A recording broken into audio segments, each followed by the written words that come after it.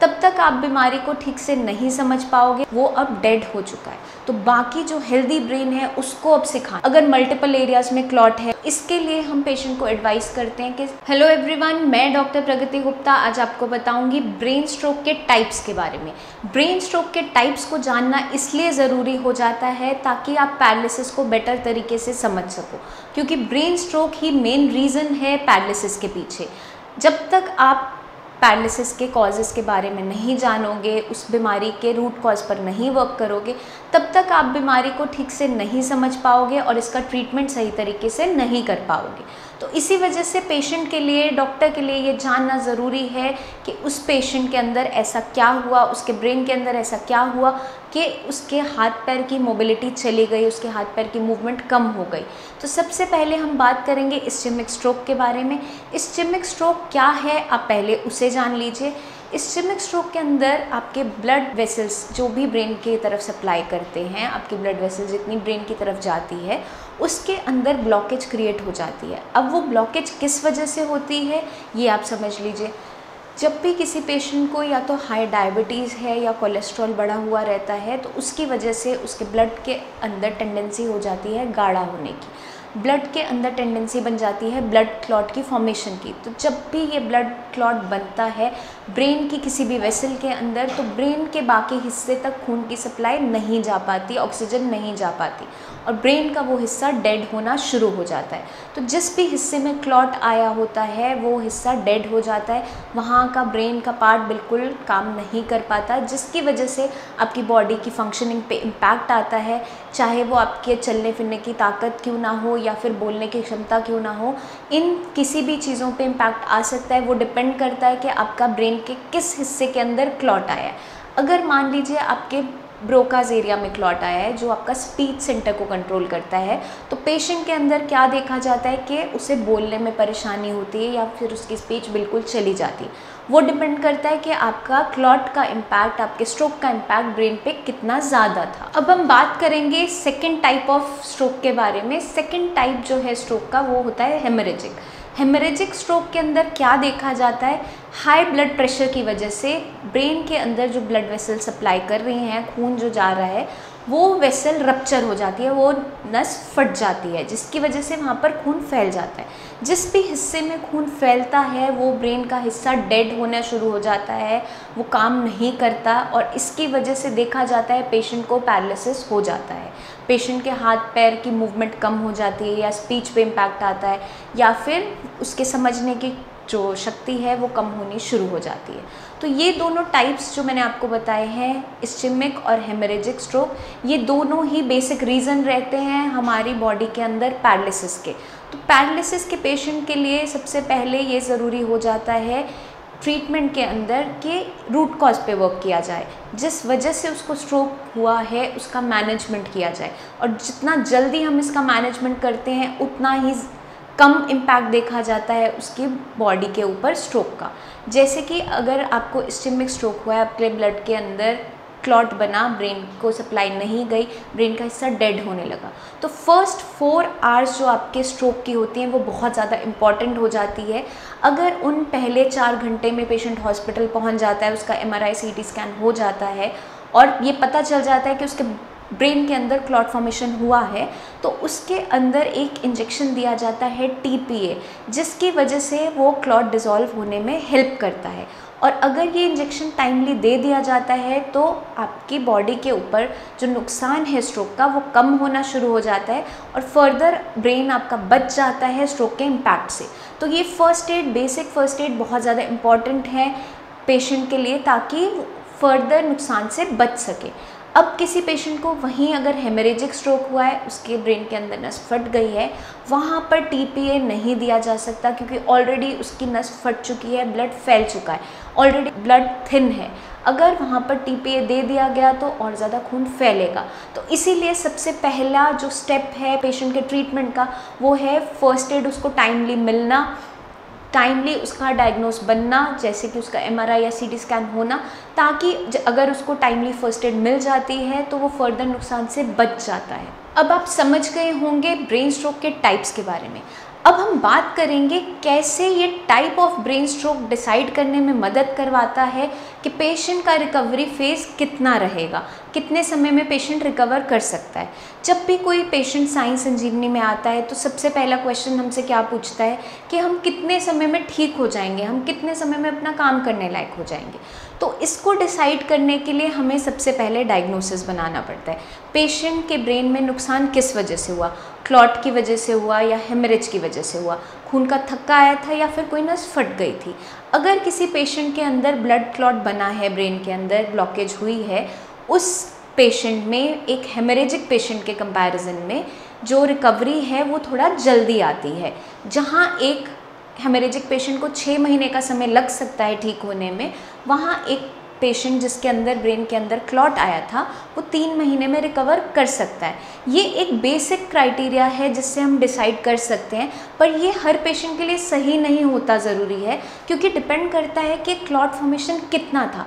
अगर multiple areas में clot है, ब्रेन पे कितना नुकसान आया है, हेमरेज था वो कितना बड़ा है, कितने एरियाज़ पे उसका इम्पैक्ट आया है। तो सबसे ज़्यादा ज़रूरी क्या हो जाता है कि ब्रेन पे इम्पैक्ट कितना है स्ट्रोक का, उसको समझना। उसके अकॉर्डिंग हम डिसाइड कर सकते हैं कि पेशेंट में रिकवरी किस तरीके से रहेगी। वहीं पेशेंट जिनके अंदर ब्रेन की सर्जरी हुई होती है, क्रेनियोप्लास्टी हुई है, ब्रेन के अंदर स्वेलिंग आई थी, बोन रिमूव की गई, दोबारा से उसको फिर लगाया गया स्वेलिंग हटने के बाद, तो वहाँ पर क्या देखा जाता है, जो रिकवरी है एक इन्फार्क्ट के पेशेंट की, हेमरेज के पेशेंट की, उसके कंपैरिजन में वो रिकवरी फेज़ लंबा होता चला जाता है, क्योंकि ब्रेन पे नुकसान काफ़ी ज़्यादा आया होता है जिसकी हमें रिकवरी करवानी होती है। तो इन सारी कंडीशन के अंदर रिकवरी का फेज़ इस तरीके से रहता है। पेशेंट को ये समझना ज़रूरी है कि ब्रेन के अंदर मेरा जितना भी नुकसान हुआ है उस हिसाब से ही बॉडी रिकवर कर पाएगी।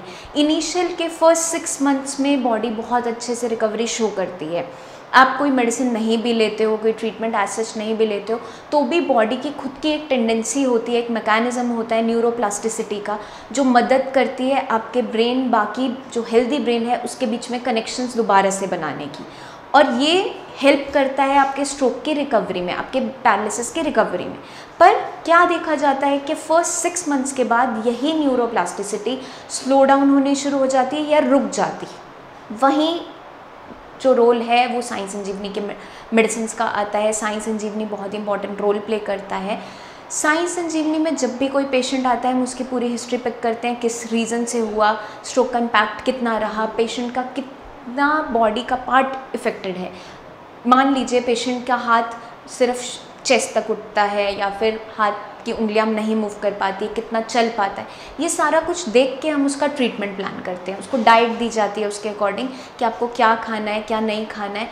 हर वीकली बेसिस पे हमारे डॉक्टर्स फॉलोअप लेते हैं, क्योंकि पेशेंट को मोटिवेट करना बहुत ज़रूरी होता है। जो भी पेशेंट पैरालिसिस का होता है उसके परिवारजन होते हैं, वो थक हार चुके होते हैं इस बीमारी से, क्योंकि ये बीमारी इतनी ज़्यादा कॉम्प्लेक्स होती है कि पेशेंट अपने छोटे छोटे कामों के लिए भी दूसरे पे डिपेंडेंट होता चला जाता है, और इसकी वजह से पेशेंट को डिप्रेशन फील होना शुरू हो जाता है, क्योंकि जो काम वो बहुत इजीली कर लेता था, बहुत एक्टिव था अपनी लाइफ में, वो अब छोटे छोटे कामों के लिए, जैसे पानी चाहिए, खाना खाना है, उसके लिए भी दूसरे जन पे डिपेंडेंट हो गया है। तो वहाँ पर हम डॉक्टर्स का रोल बहुत ज़्यादा ज़रूरी हो जाता है। इसलिए हर हफ्ते हमारे डॉक्टर्स कॉल करते हैं अपने साई संजीवनी के पेशेंट्स को मोटिवेट करने के लिए, कहीं वो कोई गलती तो नहीं कर रहे हैं, सारी एक्सरसाइजेस फॉलो कर रहे हैं, नहीं कर रहे हैं, मेडिसिन टाइमली ले रहे हैं, नहीं ले रहे हैं, डाइट को अच्छे से फॉलो कर रहे हैं। तो यही सब हमारा काम वहीं से शुरू हो जाता है। जब भी कोई पेशेंट आता है उसका इनिशियली 1 मंथ का ट्रीटमेंट प्लान किया जाता है। उसके अंदर देखा जाता है कि उसका रेट ऑफ रिकवरी कैसा रहा, उसके हिसाब से हम डिसाइड करते हैं कि फ़र्दर कितना टाइम उसको मेडिसिन देने की ज़रूरत है। इनिशियल फर्स्ट मंथ में ही पेशेंट की रिकवरी होनी शुरू हो जाती है, और जो हम एक्सरसाइजेस पेशेंट को बताते हैं वो करनी बहुत ज़रूरी है, क्योंकि एक रीज़न से हम उसे बताते हैं कि कौन सी एक्सरसाइज आपको करनी है।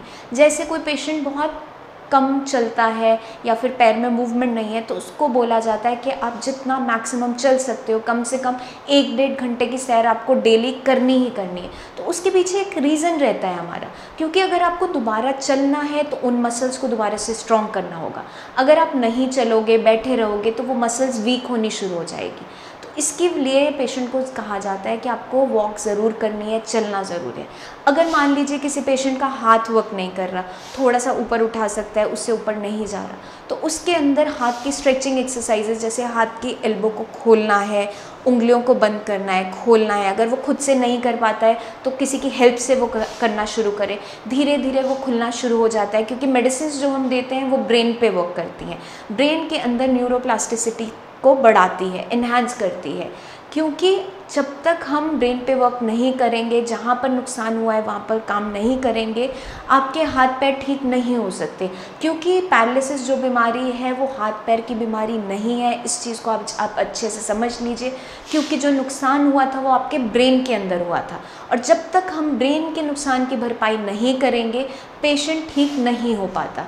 तो आप सबसे यही मेरी गुजारिश है कि आप प्लीज़, जो भी हम आपको एक्सरसाइजेस बताते हैं, डाइट बताते हैं, मेडिसिन किस तरीके से लेनी है, उसको आप अच्छे से फॉलो कीजिए। और जो पेशेंट्स चलने फिरने में जिनको सबसे ज़्यादा दिक्कत होती है, उनको डेली के डेली वॉक करना शुरू करना है। जितना आप वॉक करोगे, आप क्या देखोगे, विद इन अ मंथ आपकी चलने के तरीके में, आपकी चाल की पेस में, स्पीड में फ़र्क आना शुरू हो जाता है, क्योंकि मांसपेशियों में दोबारा ताकत आनी शुरू होती है। और कोई भी काम हम बार बार रिपीटिशन से करते हैं तो हमारा ब्रेन जल्दी सीखता है, क्योंकि अब जो सारी गेम रह गई है वो ब्रेन को सिखाने की रह गई। जब भी स्ट्रोक आता है, इनिशियली पेशेंट की कंडीशन बहुत ख़राब होती है, बेड रिडन भी हो जाता है, या थोड़ा बहुत चल रहा होता है, या नहीं भी चल पाता है। वो डिपेंड करता है कि ब्रेन के ऊपर स्ट्रोक का इम्पैक्ट कितना था। उस हिसाब से जब पेशेंट रिकवरी के फेज़ में आता है, उसकी रिकवरी 1-2 महीने में शुरू होने लगती है, तो पेशेंट के लिए ज़रूरी ये हो जाता है कि अपने ब्रेन को दोबारा से अब सिखाना है, क्योंकि ब्रेन भूल चुका है उस मूवमेंट को। ब्रेन का जो हिस्सा काम करता था आपके हाथ पैर को चलाने के लिए, वो अब डेड हो चुका है। तो बाकी जो हेल्दी ब्रेन है उसको अब सिखाना है, और जितना आप उसको जल्दी सिखाना शुरू करोगे, जितना बार बार रिपीटेडली उसको सिखाओगे, वो जल्दी ट्रेन हो जाएगा, और जो काम आप नहीं कर पा रहे हो वो करना शुरू कर दोगे। तो इसके लिए हम पेशेंट को एडवाइस करते हैं कि जितनी भी गाइडेंस हम आपको देते हैं उसको आप प्लीज़ फॉलो कीजिए, ताकि आप दोबारा से इंडिपेंडेंट बन सको और अपने नॉर्मल लाइफ में वापस आ सको। आपके माइंड में अगर कोई भी डाउट है पैरालिसिस को लेकर, अपनी डाइट को लेकर, या अपनी बीमारी को लेकर, तो नीचे दिए हुए नंबर्स पर आप कॉल करके हमसे बात कर सकते हैं, हमारे क्लिनिक पे आके विज़िट कर सकते हैं। किसी भी डाउट को माइंड में रखने की अब कोई ज़रूरत नहीं है, क्योंकि साई संजीवनी हर स्टेप पे खड़ा है आपकी मदद के लिए। तो इसी के साथ मुझे चलने की आज्ञा दीजिए। धन्यवाद।